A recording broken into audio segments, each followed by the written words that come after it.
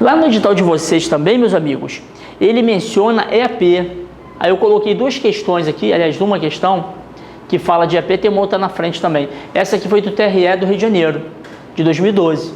O último concurso TRE aqui do Rio. Então é até bom que dá uma referência aí para vocês do que a banca pode cobrar dessa matéria também, né?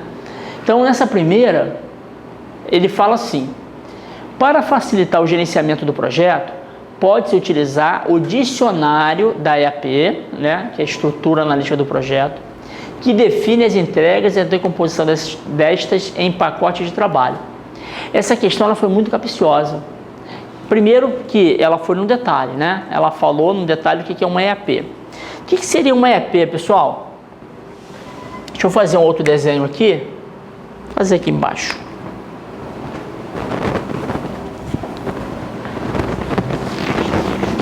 Qual que é a ideia da EAP?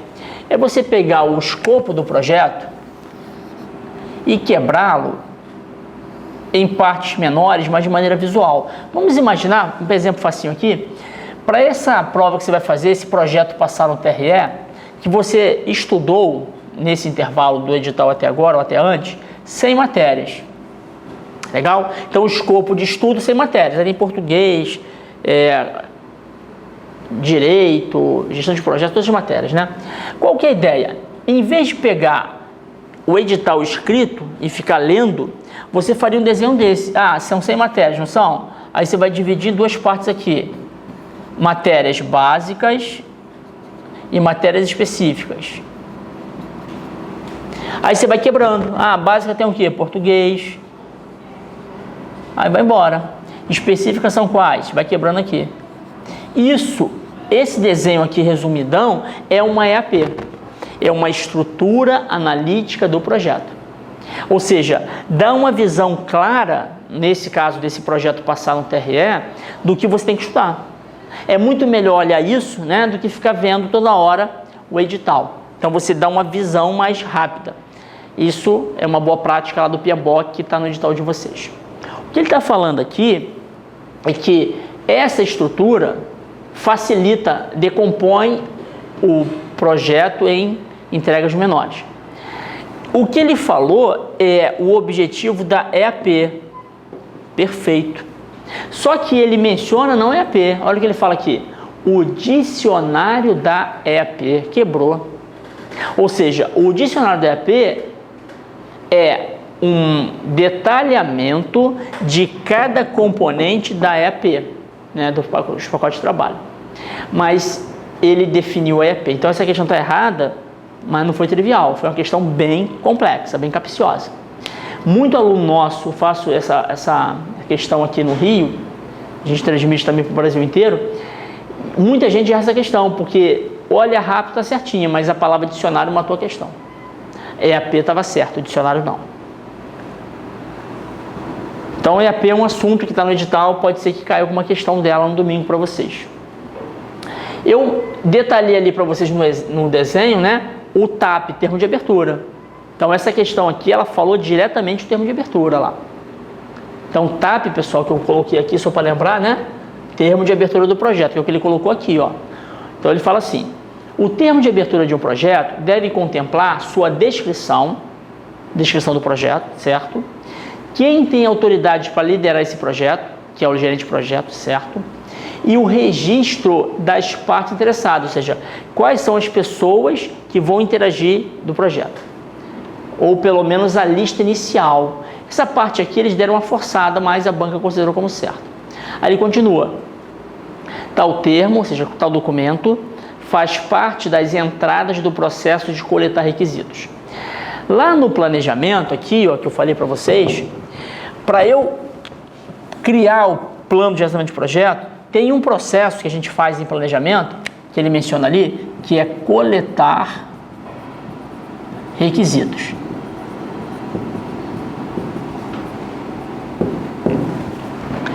O que ele está falando está certo ali é o seguinte: para eu coletar requisitos, eu tenho que saber o termo de abertura. Tem todo sentido isso, né?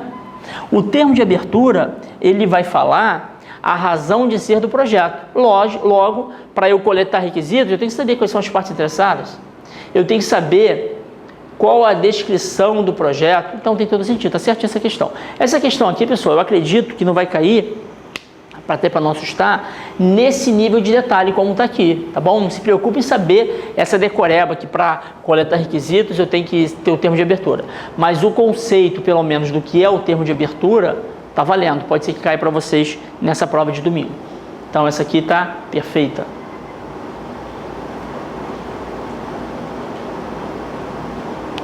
Então, finalizei com vocês aí, minimamente, algumas questões de gestão de projetos. Deixa eu recapitular aqui rapidinho algumas coisas importantes. Para o PMBOK, então, nós temos 5 grupos de processos, eu já falei, 9 áreas de conhecimento na versão 4 e 10 na versão 5.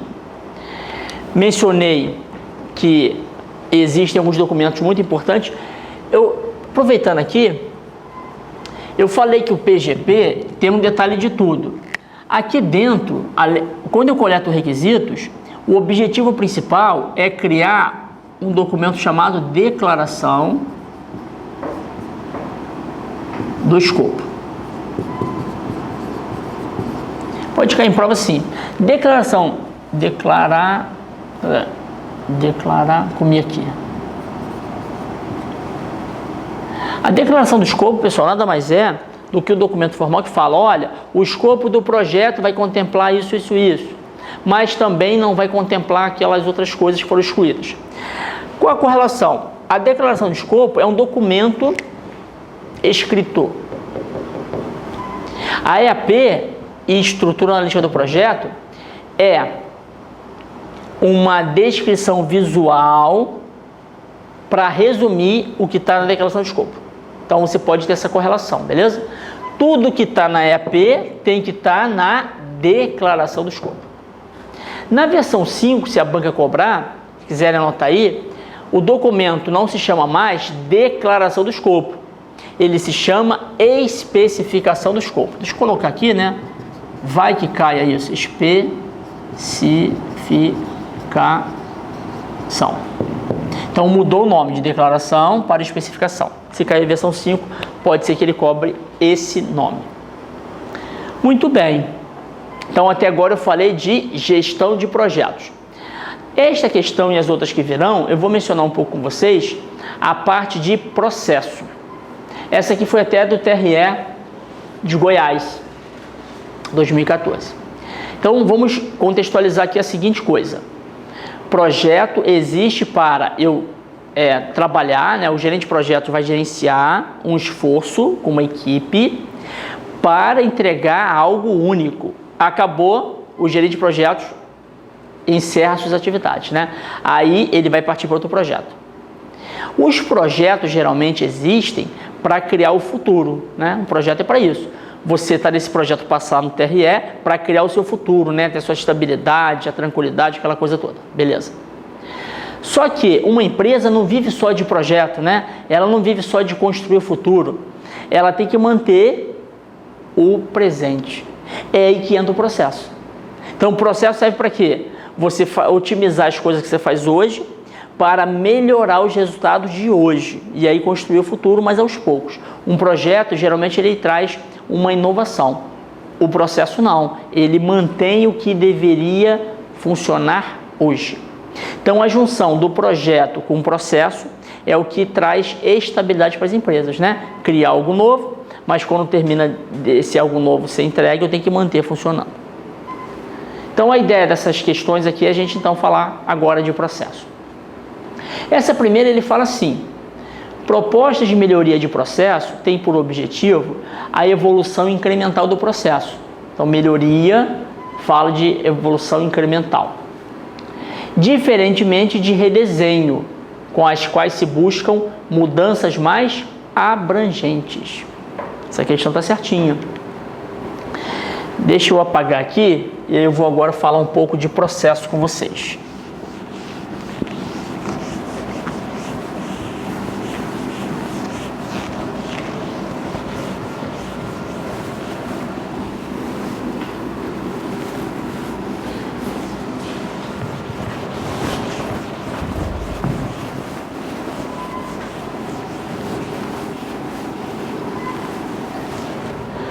está falando aqui é o seguinte: para melhorar o processo, nós podemos fazer melhoria contínua,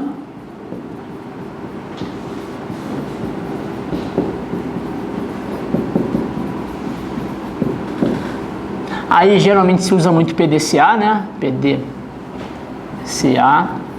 é um ciclo de melhoria contínua. Essa é a primeira opção, é a mais comum. Ou pode fazer redesenho. Redesenho. O redesenho tem mais cara de reengenharia.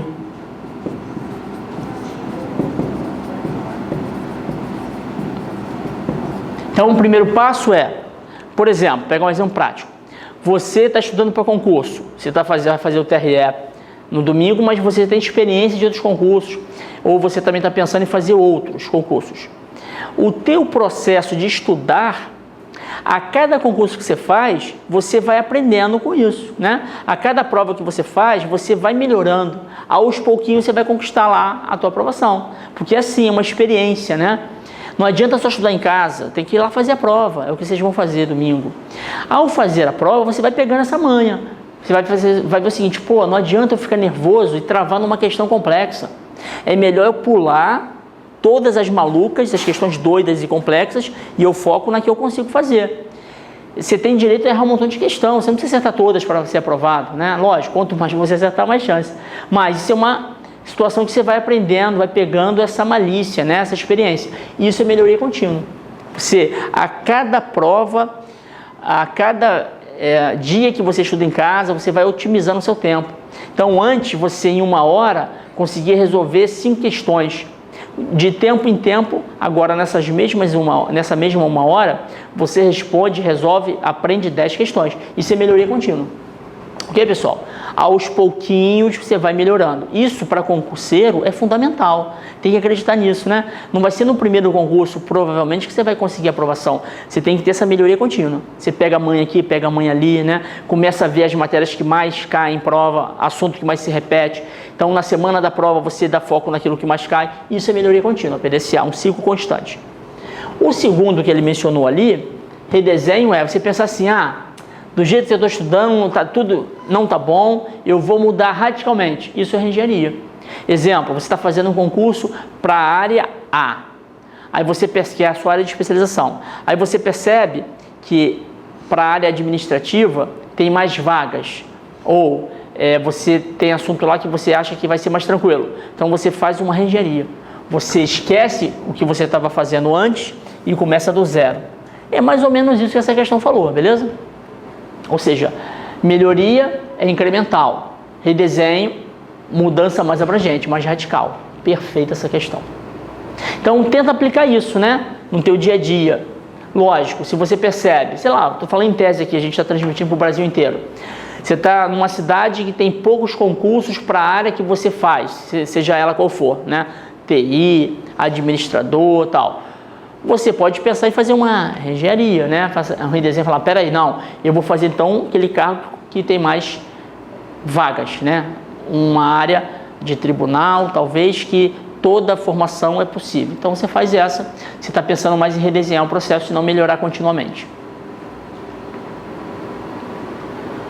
Essa aqui também do mesmo concurso, ó, TRE de Goiás, falou assim: a gestão de processo busca maximização do número de handoffs existentes ao longo de um processo, o que leva a uma maior conexão entre os diversos setores envolvidos.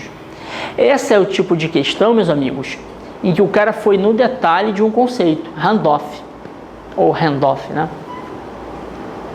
Então, para responder essa questão não tem jeito, né? Você é necessário conhecer o conceito de handoff.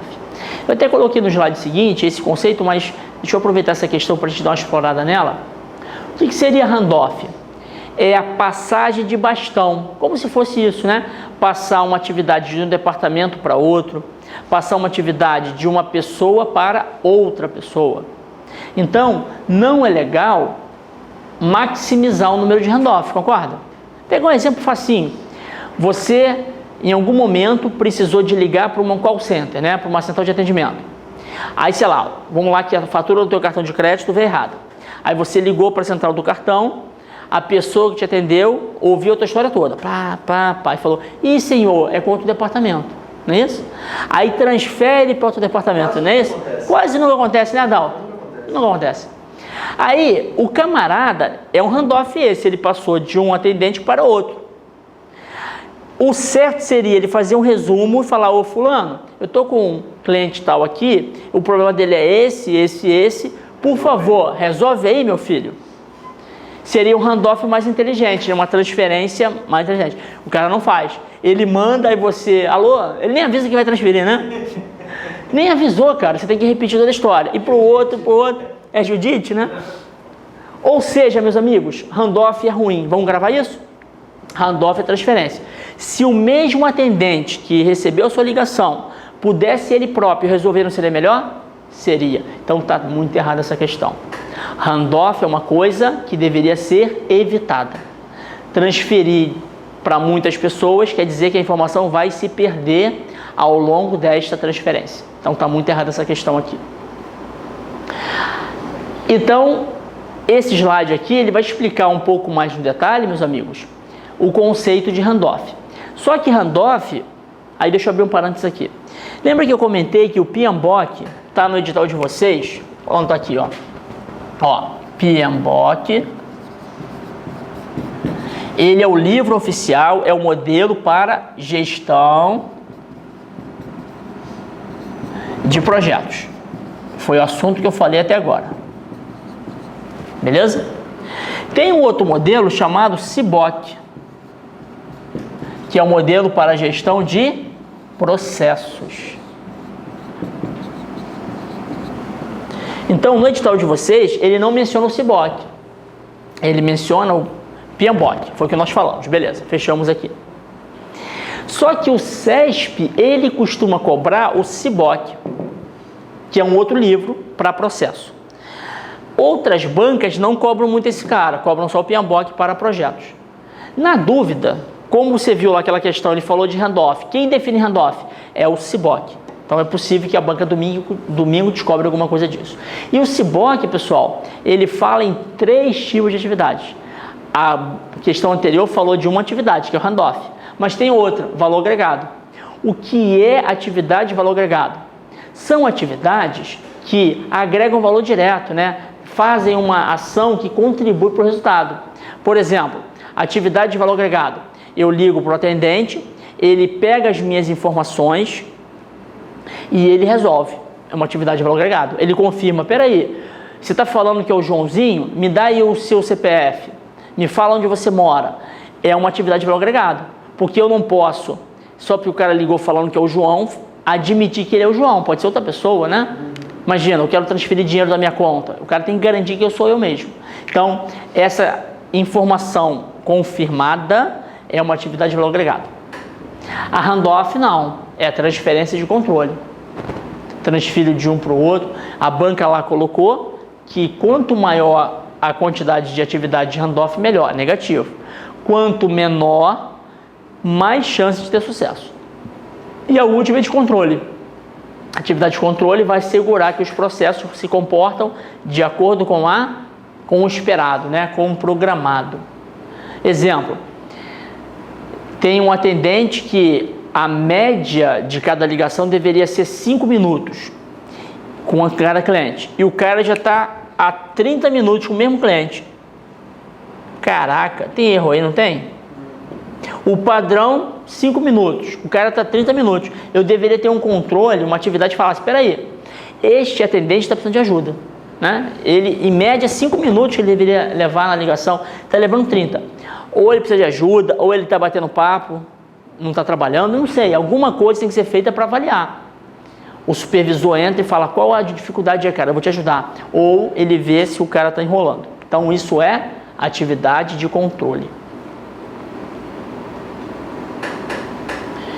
Aqui do MEC são 3 questões para a gente relembrar também coisas importantes.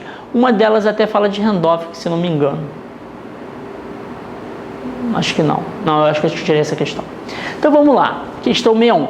Essa prova do MEC foram quase 10 questões só de processo, que o CESP usou como base o CBOK, que é esse livro que eu falei para vocês. Vamos ver a primeira. Fala assim: os processos de gerenciamento utilizados para medir, monitorar e controlar todas as atividades de negócio asseguram a eficácia e a eficiência das operações desenvolvidas na organização. Até aí tá bonito, né? Processo de gerenciamento. Eu vou falar isso em seguida.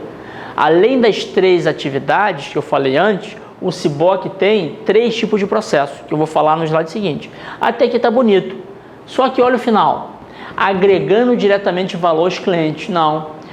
Quem agrega valor direto é processos essenciais, que eu vou falar no slide seguinte. Então essa questão está errada, porque a palavra agregando não cabe nos processos de gerenciamento. Processo de gerenciamento vai gerenciar se um processo se comporta de acordo com as suas tolerâncias. Então está errada essa primeira aqui. Segunda, são 3 os tipos de processo de negócio presentes em uma organização. Processo primário ou essencial, beleza. Processo de suporte, beleza. Processo de gerenciamento, perfeito. Então essa questão é de propósito, pessoal, se voltar no domingo. Para o CBOC, um processo pode ser classificado em 3.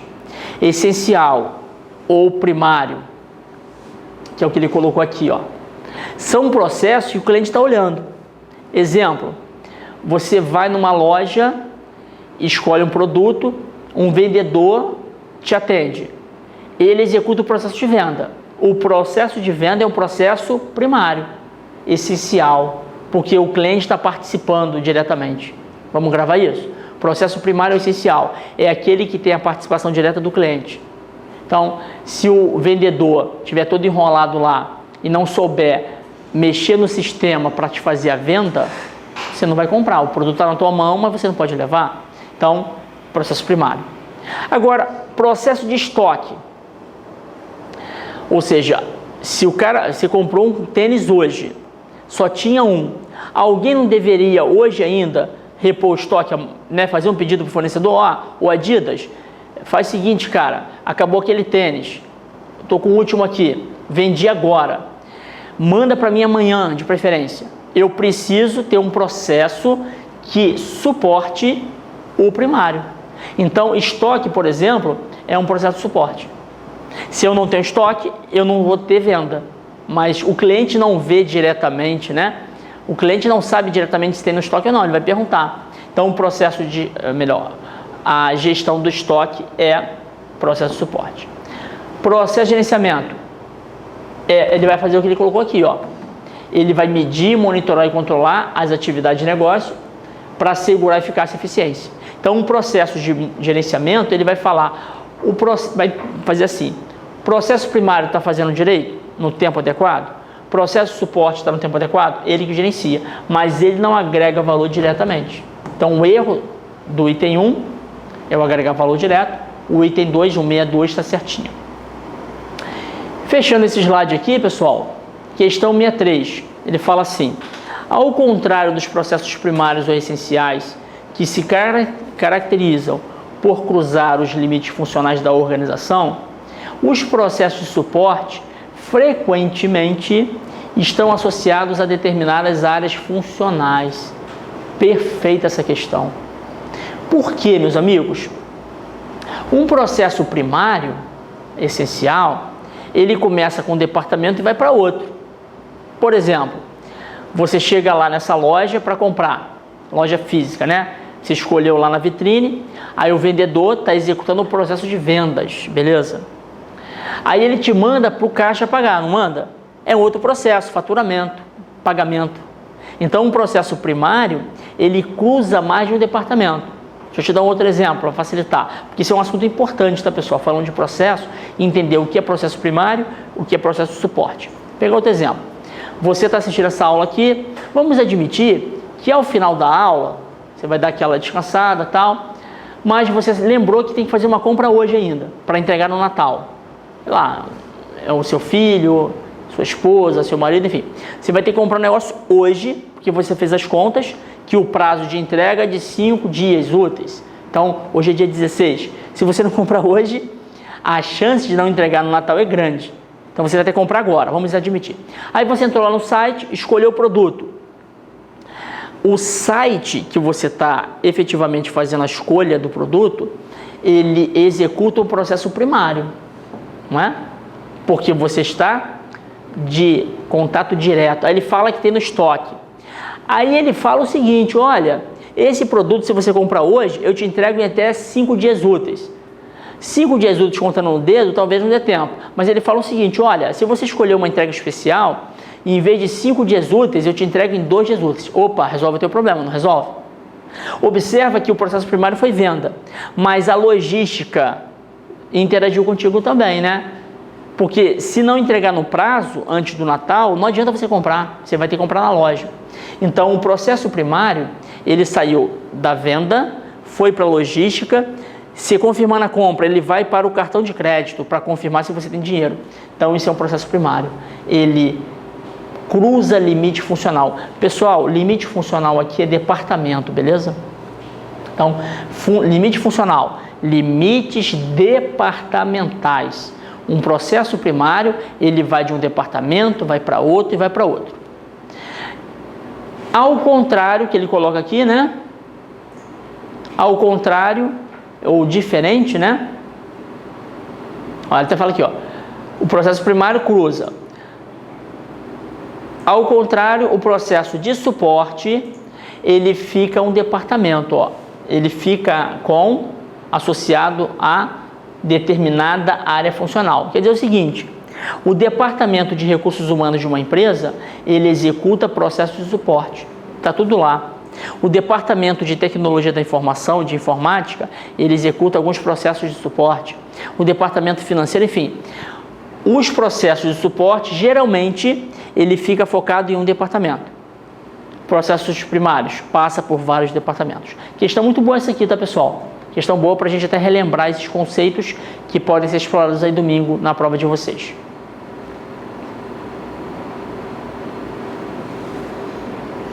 Essa aqui foi também do MEC, de 2009. Assim, eu coloquei essa questão aqui porque, pessoal, para a gente relembrar que lá no edital de vocês ele fala gestão por processo, gestão funcional, ele fala a diferença entre gestão de processos e gestão por departamentos. Então essa questão aqui é muito boa. Deixa eu falar antes da questão então. Uma empresa pode ser estruturada por processo, que aí entra o CIPOC que eu mencionei, mas também pode ser estruturada por função, por departamento. O mais comum aqui no Brasil é as empresas ainda serem estruturadas por função, por departamento. Então essa questão aqui fala disso, ó. Uma estrutura organizacional baseada em processo é uma estrutura construída em torno do modo de fazer o trabalho e não em torno de habilitações ou de poderes específicos. Perfeita essa questão, meus amigos. Por que ela está certa? Porque aqui é o seguinte, uma empresa estruturada em processo, você vai dividir as atividades de acordo com a habilidade da pessoa que vai executar aquela atividade. E uma estrutura funcional, não. Você tem o chefe do departamento. Pode ser que o chefe do departamento não tenha conhecimento nenhum das atividades do departamento dele. É possível isso, é até comum isso. Mas ele tem o poder, né? Ele é o chefe, ele que manda.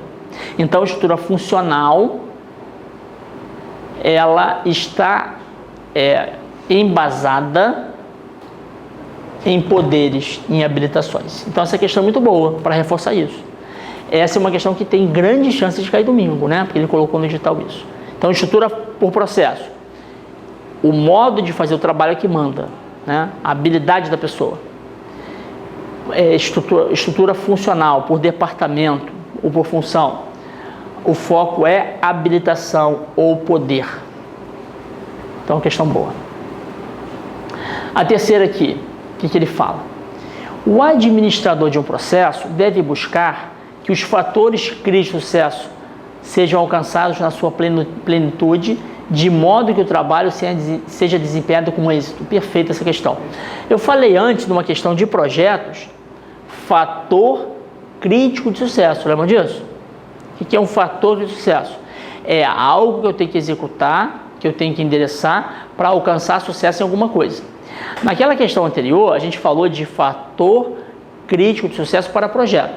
Aqui é fator crítico de sucesso para processo. Tá certinho. Quem administra um processo tem que garantir que os fatores críticos de sucesso sejam alcançados. Exemplo, para um processo de vendas funcionar adequadamente numa empresa, eu tenho que ter o quê? Vendedor, não é? Aí vamos admitir que amanhã tem uma chuva muito forte, teve uma enchente enorme aqui no Rio de Janeiro ou em outra cidade do Brasil, e o vendedor não conseguiu chegar, porque o trânsito estava ruim, tudo alagado. O cara não conseguiu chegar. Ele não chegando, quem vai vender lá na loja, né? Então, o fator de sucesso é que tenha uma contingência. O camarada que trabalha não vendendo, mas trabalha no estoque, ou que trabalha lá recepcionando mercadorias, poderia ter sido treinado para vender na ausência do vendedor. Então, o administrador tem que pensar nisso. Sempre tem que ter alguém para vender. Se o vendedor não chega, eu tenho que ter uma contingência. Qual a contingência? Quem está na loja vende. Então, isso é um fator crítico de sucesso. E a última, ele fala assim: o valor gasto com a energia elétrica na Universidade de Brasília pode ser usado como indicador de eficácia do processo de ensino de graduação em engenharia elétrica. É um conceito, pessoal, que pode cair em prova. Eu vou colocar do lado de cá, tá, meu amigo? Ó, três conceitos aqui para a gente relembrar: eficácia, eficiência e efetividade.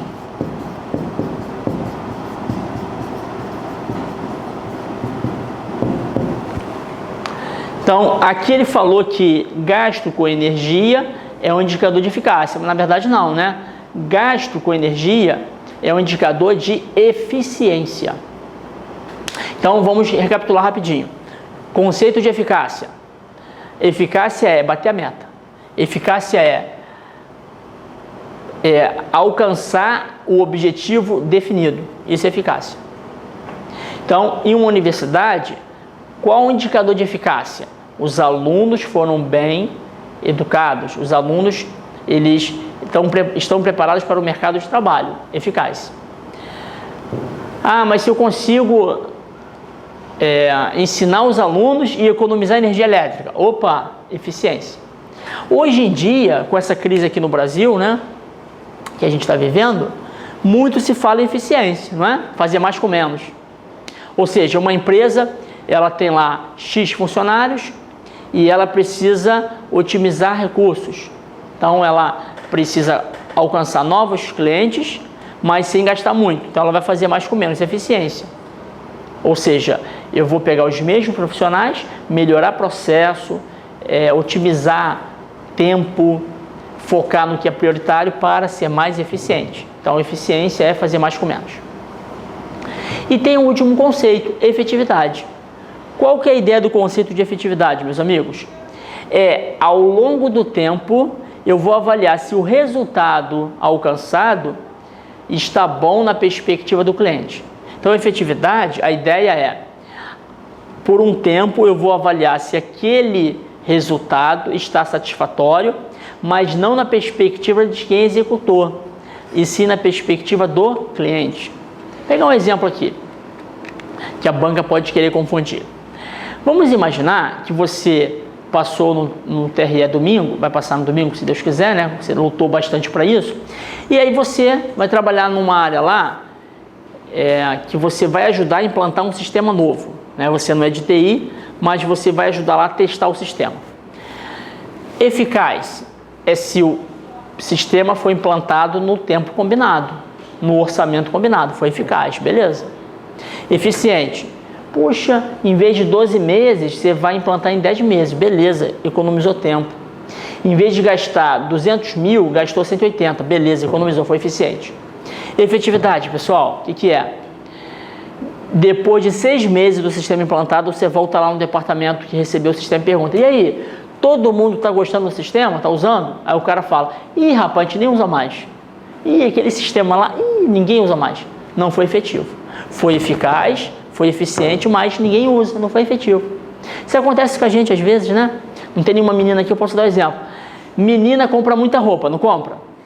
Olha no guarda-roupa lá quais roupas que elas usam de fato. Não tem efetividade. Ocupa espaço no guarda-roupa, gasta dinheiro, pode ter economizado, mas não foi efetivo, não usa, né? Compra sapato, compra bolsa, não usa, não foi efetivo. Nós, homens, às vezes fazemos isso, né? Eu tenho essa mania, eu compro uma roupa aí, só que eu uso muito a que eu gosto. Fica lá outra, não fica? Tem que dar, não está usando, dá roupa, né, cara? Não está sendo efetivo, está ocupando espaço à toa. Minha esposa, uma vez eu entrei numa furada, falando de efetividade, não tinha espaço mais no guarda-roupa. Aí tive que comprar outro guarda-roupa, uma besteira. Era melhor falar, peraí, quais as roupas que você não usa? Joga fora, libera espaço. Isso é efetividade. Beleza, pessoal? Então, efetividade é mais do que eficácia e eficiência. Essa aqui é do TCU, se eu não me engano, eu acho que é o último slide esse, né? É o último slide, beleza. Essa aqui é mais antiga, mas eu achei que valeu a pena colocar, porque essa questão aqui, ela fala de coisas importantes do processo. Por exemplo, a primeira fala assim, os requisitos dos processos devem advir das necessidades dos clientes. Perfeita essa afirmação. Todo processo tem que atender a um cliente. Logo, tem que os requisitos partir do cliente. Perfeito. Essa aqui é a grande diferença, pessoal, reforçando, da estrutura por processo e a estrutura por função. Vou pegar um exemplo prático. Você trabalha numa empresa em que você faz uma atividade lá que você não vê nenhum uso daquele resultado. Ou seja, você faz porque o teu chefe manda fazer, mas você percebe que ninguém usa aquele conteúdo, aquela atividade, né? Você gera um relatório que ninguém lê. É uma atividade que está focada em departamento, porque o chefe cobra. Processo não. Toda atividade tem que estar claro quem usa aquela informação, quem usa aquele resultado. Então, vem do cliente sempre. Segunda, fala assim, o mapeamento dos processos deve ser detalhado até o nível estratégico de diretorias. Já começou errado. Vamos gravar uma coisa? Mapear processo. Eu mapeio a partir do cliente e não do departamento. Pronto, matou a questão. Aliás, essa questão se repetiu em algumas vezes no CESP. Vamos sempre lembrar isso, pessoal. Nosso tempo é curto aqui. Eu sei que você também precisa fazer revisão nesses dias que te restam. Falou de processo, não combina com o departamento. Legal? Como é que eu mapeio o processo? Olhando a necessidade do cliente. Foi a dica que ele deu aqui no item 1 da primeira questão. Quando ele falar que eu tenho que mapear, modelar processo, considerando o departamento, esquece, não combina essas coisas. Eu foco no processo com base na estratégia para atender a necessidade de cliente. Então, essa aqui está muito errada, essa questão. E a última, ele fala assim, a elaboração de uma árvore de soluções circunscreve-se... Ai, meu Deus! A palavra circunscreve-se, o CESP tem essa mania de trazer palavras pouco comuns no dia a dia, ela é a chave da questão, né? Ou seja, fazer uma árvore de soluções, ele fala que circunscreve-se a realização de um brainstorming para identificar as soluções. Se não interpretarmos bem o que significa circunscreve-se, a gente não consegue responder essa questão. Está errada essa questão por quê? A palavra circunscreve-se tem a ver com está limitado a, né? Limita-se, isso, matou bem. Então ele está falando o seguinte, que para fazer uma árvore de solução, eu me limito a fazer um brainstorming. Não. O brainstorming é o quê? Ele é uma reunião que você faz com ideias colaborativas, né? Todo mundo dá opinião e ninguém vai vetar, né? Vai julgar a opinião, vai capturar. O brainstorming é uma das coisas, não é a única coisa. Então está muito errada essa questão aqui. Antes de acabar, pessoal, deixa eu só aproveitar aqui, como sobrou um tempinho, eu queria colocar para vocês a situação de que assim, não está explícito no edital, mas não custa comentar, vai que cai, né? Aí vocês vão ser beneficiados. Quando a gente fala de processo, nós fazemos basicamente dois tipos de modelagem. Modelagem da situação atual versus modelagem da situação futura. Aqui atual a gente geralmente chama de as is. A futura a gente chama de to be. Atual e to be e futura, né? Qual que é a ideia aqui? Para nós melhorarmos um processo, a gente tem que saber como é que ele está hoje. Você vai tirar uma foto da situação atual. Então, o seu processo de estudar para concurso, a cada concurso que você faz, é bom você reavaliar se o seu modo atual de estudar está bom. Será que você não está gastando energia em matéria que pouco cai? É bom reavaliar. Então, será que você não está estudando sem se preparar antes, né? Ter um tempo lá para preparar material, uma sala calma, né? Sem alguém ficar te parando toda hora. Então, isso é modelagem atual, tirar uma foto. Tirou foto. Modelagem futura, você vai... Aqui é to be, tá? Não é to be, não. To be. A modelagem futura, o to be, é o quê? É você pensar, rapaz, eu estou fazendo desse jeito aqui, mas eu vou fazer de um jeito mais rápido, com uma atividade só. Sei lá. Então, o to be é você colocar novidades para resolver problemas que você viu na as is. Legal, pessoal? Então, basicamente, isso aqui pode cair em prova, esse conceito mínimo, né? To be, situação futura. As is, situação atual. Beleza, meus amigos? Eu sei que o tempo foi curto, procurei focar nos principais itens, né? Usei aqui o que mais tem chance de cair. Desejo muito sucesso para vocês na prova, domingo, beleza? Cheguem tranquilos, relaxem, mas aproveita aí, quinta, sexta e sábado, pelo menos para dar uma revisada naqueles itens mais importantes. Não dá para estudar tudo, mas foca naquilo que é mais importante. Legal? Prazer, até a próxima. Tudo de bom para vocês.